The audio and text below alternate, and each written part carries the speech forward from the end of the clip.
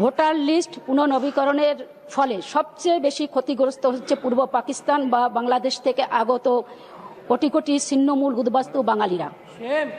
ওপার বাংলা থেকে আসা লক্ষ লক্ষ মতুয়া হিন্দুরা আজ ভারতের দুশ্চিন্তায় দিন কাটাচ্ছে। বিভিন্নভাবে মতুয়াদের ভুল বুঝিয়ে বিপথে পরিচালিত করে চলেছে কেন্দ্রীয় সরকার ও তার প্রতিমন্ত্রী। আজকে মতুয়া সমাজ এর সবচেয়ে বড় ক্ষতি করে অসহায় মতুয়াদের ঘর ছাড়া করার উদ্দেশ্যে কেন্দ্রীয় সরকার ও নির্বাচন কমিশন যৌথ ষড়যন্ত্রে শামিল। নির্বাচন কমিশন জানাচ্ছে সংবিধানের ৩২৬ নম্বর ধারা অনুসারে ভোটার লিস্ট পুনর্নবীকরণ হচ্ছে।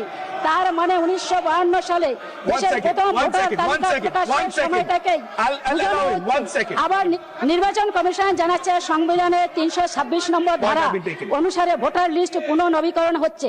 তার মানে ১৯৫২ সালে দেশের প্রথম ভোটার তালিকা প্রকাশের সময়টাকে বোঝানো হচ্ছে।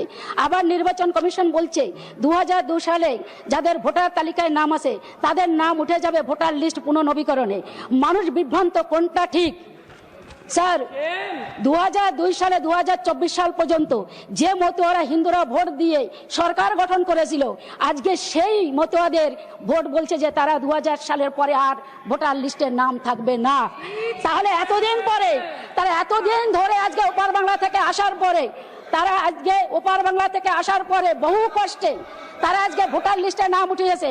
তাহলে কেন ২০০২ থেকে ২০২৪ পর্যন্ত তাদের ভোট যদি বৈধ না হয় তাহলে সরকারও বৈধ নয়? আমরা বলবো যে প্রধানমন্ত্রী তাদের ছুরি মারছে সেই মতদের এবং তার পদত্যাগ করা উচিত প্রধানমন্ত্রীর। Subscribe to One India and never miss an update. Download the One India app now.